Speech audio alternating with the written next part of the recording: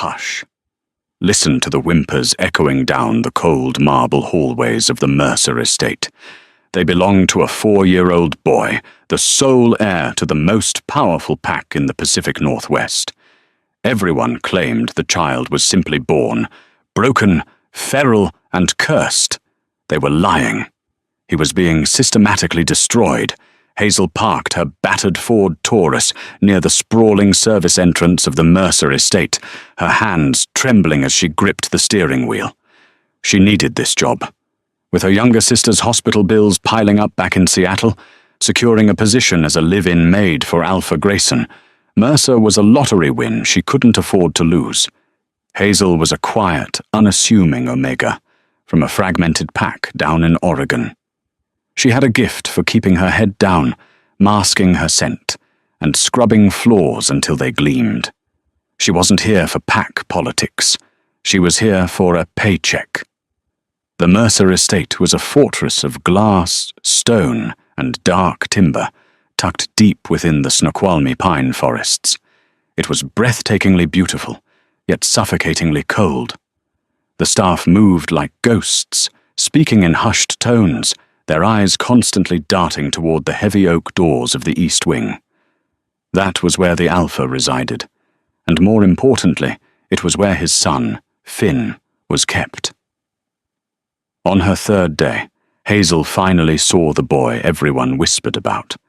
She was polishing the mahogany banister on the 2nd floor when a horrific screech pierced the air. A small figure shot out of the east wing, scrambling on all fours. It was Finn. The 4-year-old was trapped in a perpetual half-shift, a painful state usually reserved for traumatized or dangerously unstable werewolves. Coarse, patchy blonde fur covered his forearms and the back of his neck, and his amber eyes were dilated with blind panic. He wasn't acting like a werewolf pup playing. He was thrashing like a trapped, rabid animal. He clawed frantically at his own shoulders, whimpering as his tiny nails tore at his skin. "Grab him! Don't let him near the main parlor," a sharp voice commanded. Cassidy strode down the hallway, her designer heels clicking sharply against the floor. Cassidy was the daughter of the pack's beta, a stunning, impeccably groomed woman who had taken it upon herself to act as the surrogate mother to the motherless pup. Everyone in the pack knew she was vying for the title of Luna. She was practically wearing the invisible crown already. 2 burly pack enforcers cornered the tiny boy. Finn snapped his jaws, a pathetic, fearful growl vibrating in his small chest. When one enforcer tossed a heavy wool blanket over him, the boy let out a shriek that made Hazel's chest ache. "Take him to the nursery," Cassidy ordered, rubbing her temples as if the child were nothing more than a migraine. "And tell Dr. Orris to up his dosage. The sedatives aren't working anymore. He's becoming entirely feral." Hazel watched, her rag clutched tightly in her hand as the writhing blanket was carried away. She looked down and noticed a few drops of dark blood staining the pristine carpet where the boy had been frantically scratching himself. "Don't stare, new girl," Brenda, the head housekeeper, murmured as she walked past, pressing a bottle of carpet cleaner into Hazel's chest. "Clean it up, and stay away from the pup. He's damaged goods. The Luna died in childbirth, and the grief cursed the boy's wolf. He's rabid. Even the Alpha can barely stand to look at him." It was a cruel thing to say, but over the next week, Hazel saw the truth in Brenda's words. Alpha Grayson Mercer was a towering, imposing figure with broad shoulders and eyes the color of a stormy sea, but he carried a heavy aura of defeat. Whenever he was home from pack business, he would try to approach his son. Yet, every single time Grayson reached out to touch Finn, the boy would violently recoil, screaming in agony and biting at his father. Heartbroken and exhausted, Grayson had slowly retreated into his work, leaving the boy's care entirely to Cassidy and Dr. Eris. But Hazel couldn't shake the terrible feeling gnawing at her gut. She had grown up around pups in her old pack. A feral pup was aggressive, yes, but Finn wasn't acting out of malice or madness. When Hazel sneaked glances into the nursery while dusting the hallway, she didn't see a monster.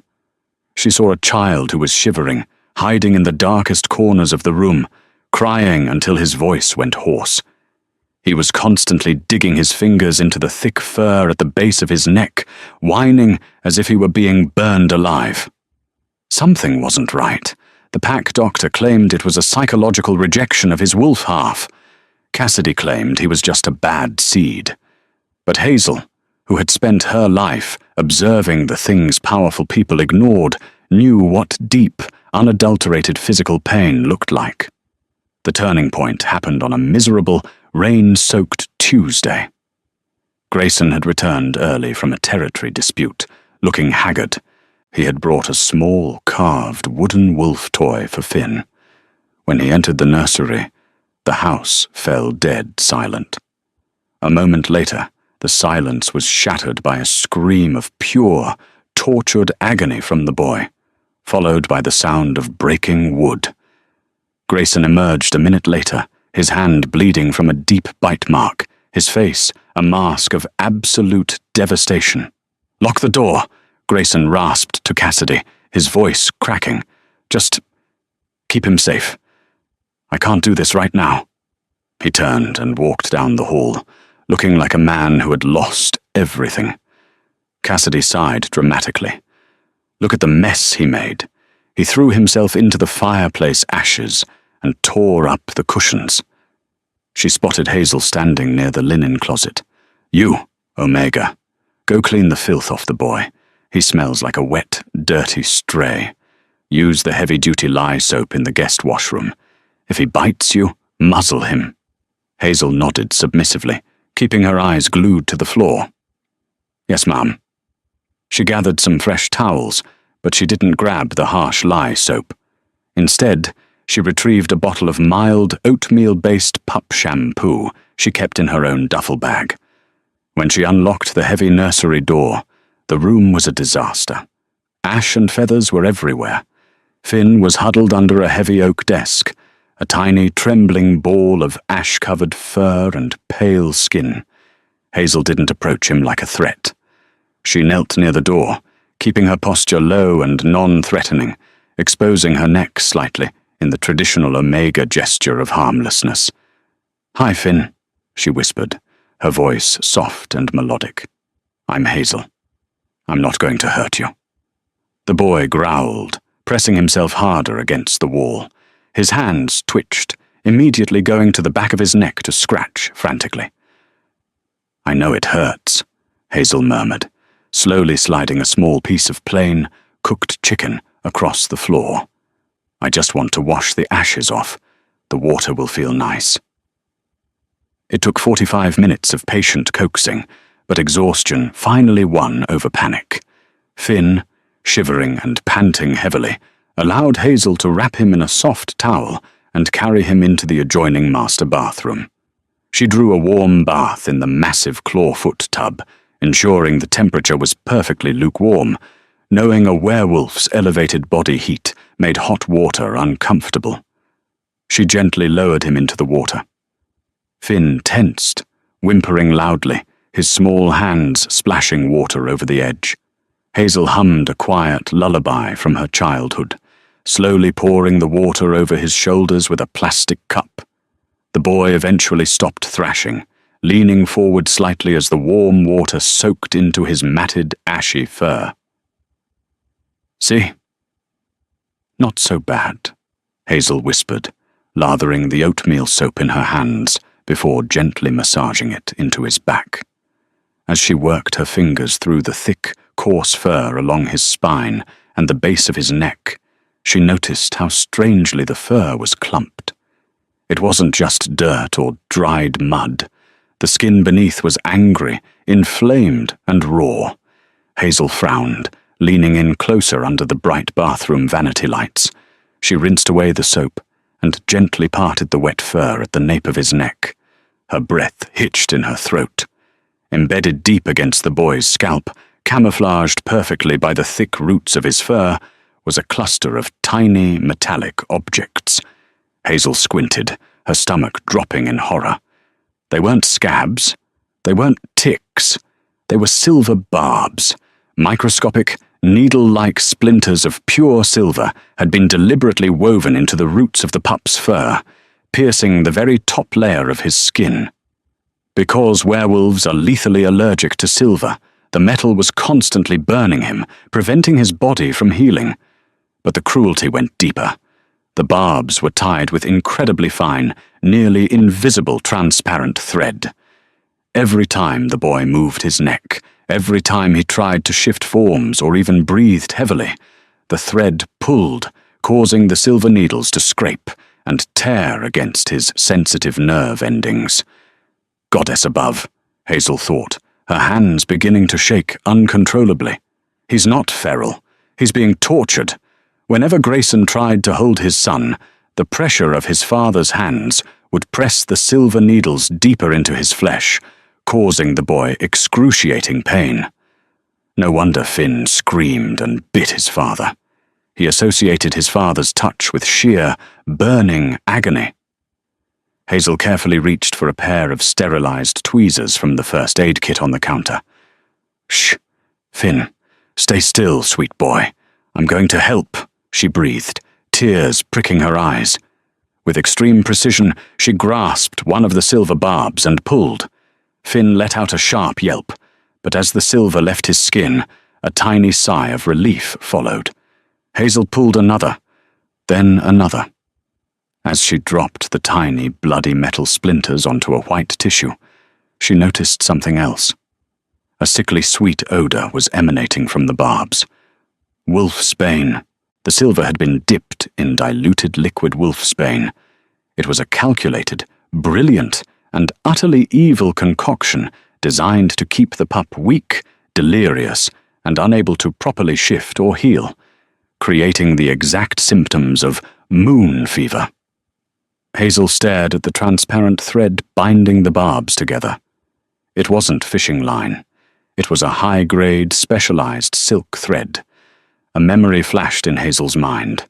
2 days ago, she had been tasked with organizing the laundry. She had seen that exact same, expensive, transparent silk thread in the sewing kit sitting on Cassidy's vanity table, used to repair the intricate beading on her designer gowns. Cassidy and Dr. Aris, who examined the boy weekly, had to be ignoring the barbs on purpose. The beta's daughter and the pack doctor were working together to torture the alpha's heir, driving a wedge between father and son so deep that Grayson would eventually institutionalize the boy, leaving him entirely dependent on Cassidy for a new heir and her place as Luna. "You're not broken," Hazel whispered, tears finally spilling over her cheeks as she looked down at the boy. Finn was looking up at her, his amber eyes clearer than they had been in months. For the first time, he didn't look terrified of her.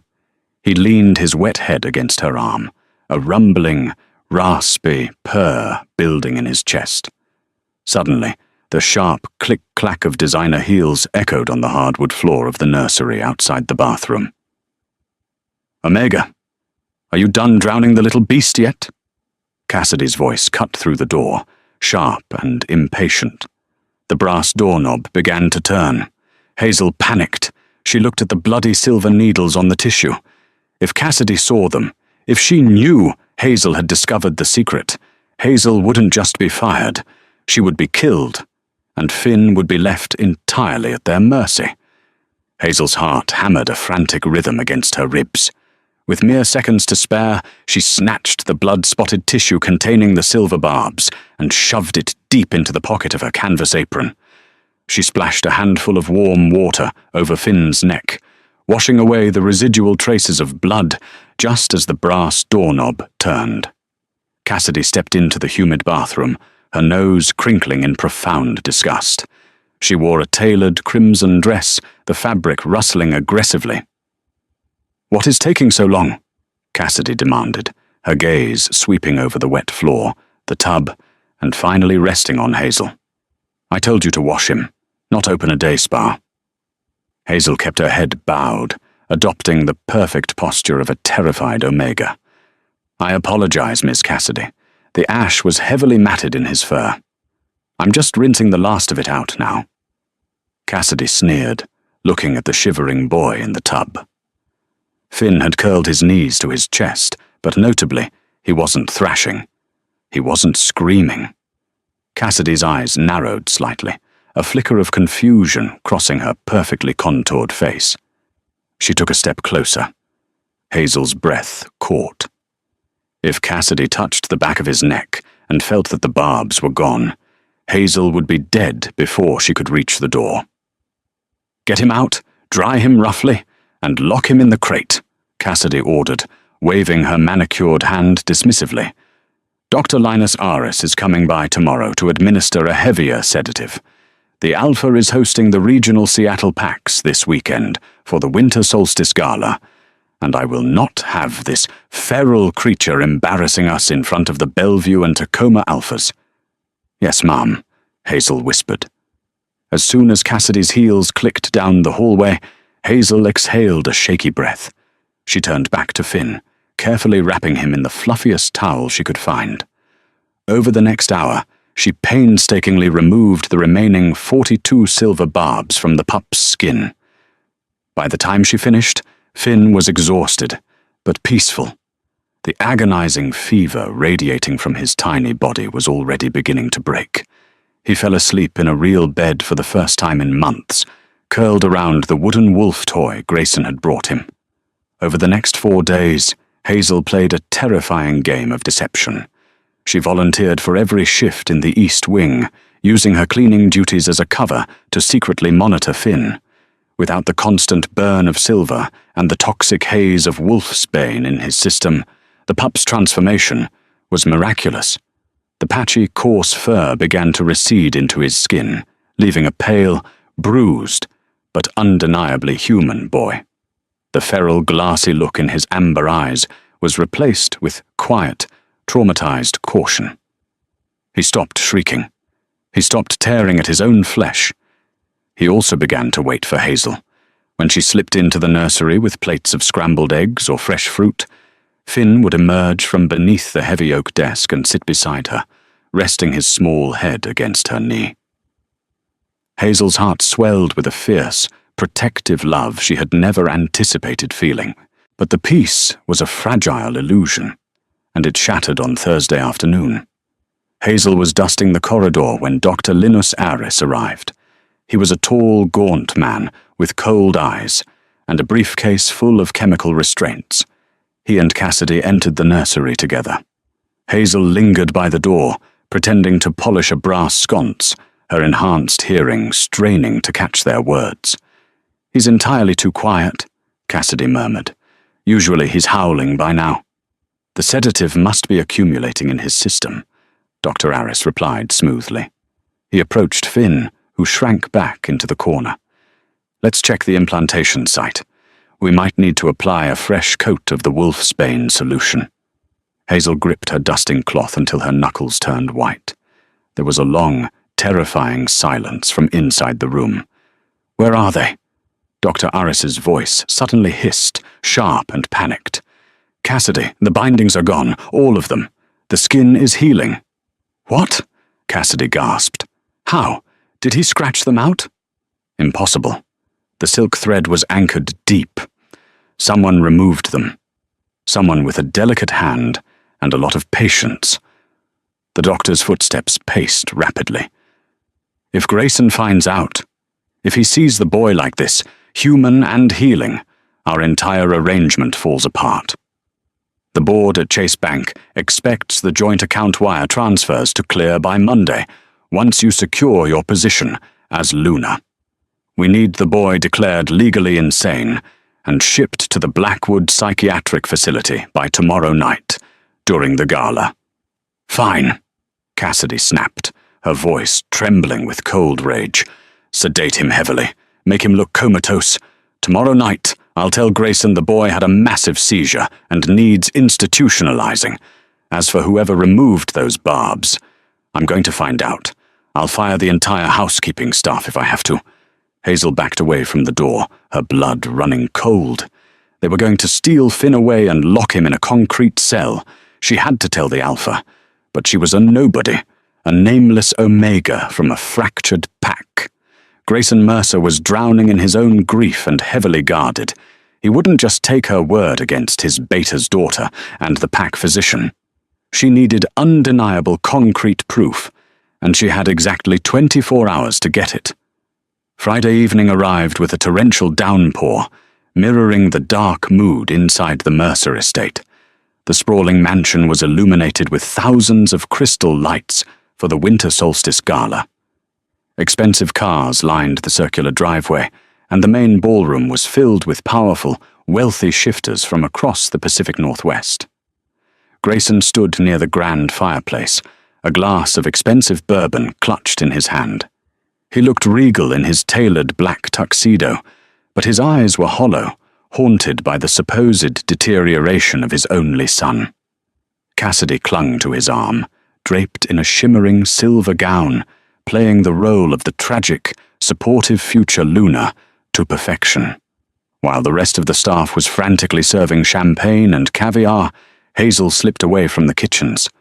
Her heart beat a frantic staccato against her ribs as she crept up the secondary servant stairs toward the third floor.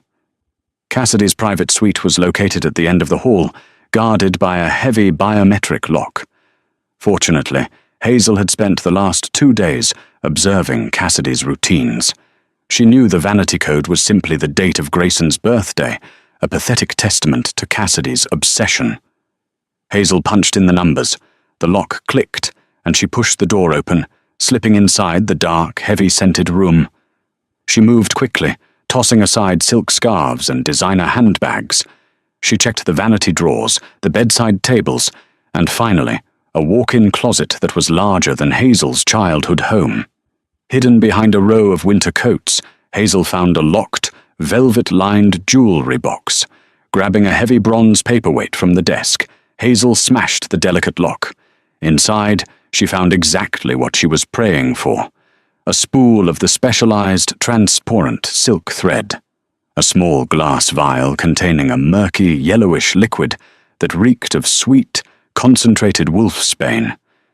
But the real prize was a cheap, black, prepaid burner phone sitting at the bottom of the box. Hazel powered it on. No passcode. She opened the messages and scrolled. Aris. The offshore wire from Chase cleared. I have the Blackwood paperwork ready for the Alpha's signature. Cassidy. Good. I'll make sure he signs it tonight. Keep the brat sedated. If he shifts or cries, double the dose. Once he's locked up, the Luna title is mine. Hazel took a screenshot of the messages, her hands shaking with a mixture of relief and fury.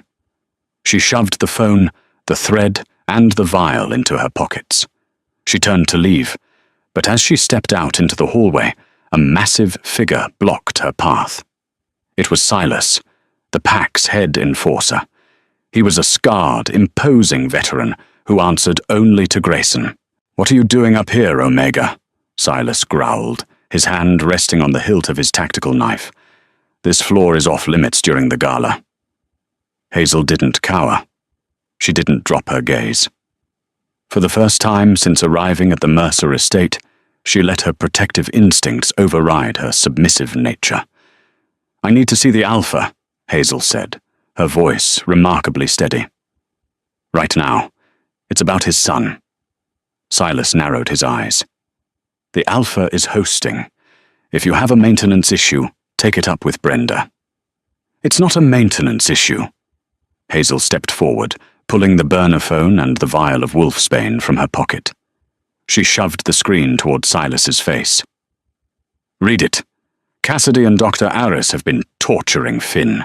They've been poisoning him with silver and wolfsbane to make him look feral so they can lock him in an asylum." Silas's eyes scanned the glowing screen. The hard, stoic lines of his face morphed into an expression of pure, unadulterated shock, followed rapidly by a terrifying, lethal calm. He looked at the vial in Hazel's other hand, his nostrils flaring as he caught the faint, sickly scent of the poison. "Come with me," Silas commanded, his voice a low rumble that vibrated the floorboards. Instead of taking her to the ballroom, Silas led her to Grayson's private study, a soundproof sanctuary adjacent to the main party. Silas keyed the comms on his earpiece. "Alpha, I need you in your study immediately. It's a code red regarding the pup." Less than a minute later, the double mahogany doors flew open. Grayson strode in, his jaw clenched, his aura flaring with dominance and panic. Cassidy was hot on his heels, looking annoyed at the interruption. "What is the meaning of this, Silas?" Grayson demanded, his stormy eyes locking onto Hazel. "Who is she?" "My name is Hazel." She stepped out from behind the massive enforcer. She reached into her apron and placed a small plastic Ziploc bag onto the center of Grayson's polished desk. Inside lay 43 tiny, blood-stained silver barbs. Next to it, she placed the silk thread, the vial of wolfsbane, and the burner phone. "For the last 6 months, your son hasn't been sick, Alpha Mercer," Hazel said, her voice ringing clear and strong in the quiet room. "He has been subjected to unimaginable agony. These silver needles were woven into his scalp and dipped in wolfsbane, designed to tear his skin every time he moved or shifted. It made him look feral.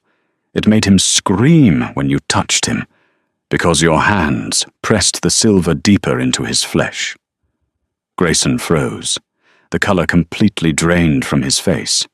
He slowly reached out, his trembling fingers hovering over the bloody barbs. The faint, undeniable scent of his own son's blood, mixed with the toxic sting of wolfsbane, hit his heightened senses. A low, guttural growl began to vibrate in Grayson's chest, a sound so filled with heartbreak and rage that the thick windows of the study rattled in their frames. "That is absurd!" Cassidy shrieked, her face turning pale as she stared at the items on the desk. "Grayson, she's a lying Omega! She probably planted those things to extort us! Silas, arrest her!" Silas didn't move an inch. He simply pressed a button on the burner phone and slid it across the desk toward his Alpha. "Read the texts, Alpha. They trace back to Dr. Aris and Miss Cassidy." Grayson read the screen. His eyes darkened until they were entirely black, his wolf rising to the surface, demanding blood. The air in the room grew so heavy it was hard to breathe. He looked at Cassidy, who was now trembling violently, stepping backward toward the door. "Silas," Grayson said, his voice dropping to a demonic whisper. "Lock the estate down. No one leaves. Detain Dr. Oris, and throw her in the holding cells." "Grayson, please, I did it for us. The boy was in the way," Cassidy sobbed, dropping her glamorous facade as Silas clamped a massive hand onto her shoulder, easily dragging her out of the room. Grayson didn't spare her a second glance. He looked at Hazel, his chest heaving. "Where is my son?" "In the nursery," Hazel said softly. "Come with me, but please, move slowly." Grayson followed Hazel down the long, silent corridors of the East Wing. When Hazel gently pushed open the nursery door, the room was dimly lit. Finn was sitting on the rug, stacking a few wooden blocks. He looked up, his amber eyes wide. He was pale, and his neck was bandaged where Hazel had applied healing salves, but he was entirely human, entirely calm. Grayson dropped to his knees at the doorway, tears streaming freely down his rugged face. He was terrified to move, terrified to cause his boy any more pain. Hazel knelt beside Finn. "It's okay, sweetie," she whispered. "The bad things are gone. Your dad is here." Finn looked at Hazel, then at his father. Slowly, the 4-year-old stood up on his wobbly legs. He walked across the room, stopping just inches from Grayson. He reached out a small, hesitant hand and touched Grayson's arm. There was no pain, no burning silver. With a tiny shuddering sob, Finn threw his arms around his father's neck. Grayson let out a shattered cry, wrapping his massive arms around his son, burying his face in the boy's soft hair, rocking him back and forth on the nursery floor. The curse wasn't broken by magic, it was broken by the truth. Hazel stood near the door, wiping her own tears away. quietly turning to leave them to their reunion. But before she could step into the hall, Grayson's large hand gently caught her wrist. "Don't go," the Alpha whispered, looking up at her with a profound, overwhelming gratitude that made Hazel's breath hitch. "Please, stay with us." The shadows of the Mercer estate finally lifted. Cassidy and Dr. Aris faced the brutal justice of pack law, permanently banished and imprisoned. Finn blossomed into a joyful, energetic pup, his laughter finally filling the grand halls. As for Hazel, she never scrubbed another floor. She became the heart of their home, and slowly the Alpha found a new Luna whose gentle hands had saved his entire world.